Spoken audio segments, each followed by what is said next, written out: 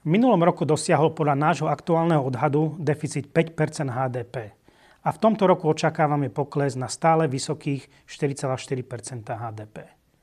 V našej nedávnej aktualizácii hodnotenia rozpočtu sme však zároveň skonštatovali, že zlepšenie dlhodobej udržateľnosti verejných financií bude bohužiaľ výrazne menšie, a to len na úrovni približne 0,1 HDP.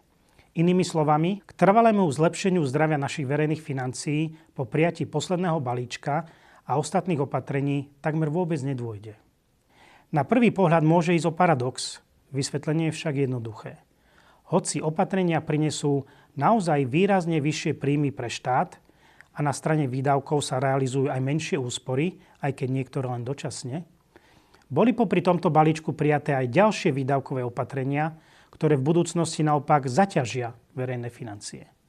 Tieto nové výdavky nad rámec ich bežného nárastu nevznikli presunom z iných oblastí a teda z dlhodobejšieho pohľadu takmer v plnej miere utlmia pozitívny vplyv konsolidačných opatrení na dlhodobú udržateľnosť.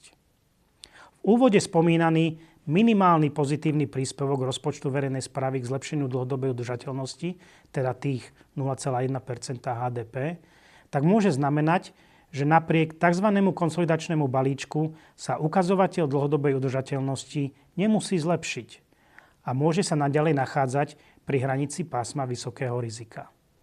Napriek 3 balíčkom sme tak prešli menej ako polovicu konsolidačnej cesty k deficitu, ktorý by dlh len zastabilizoval.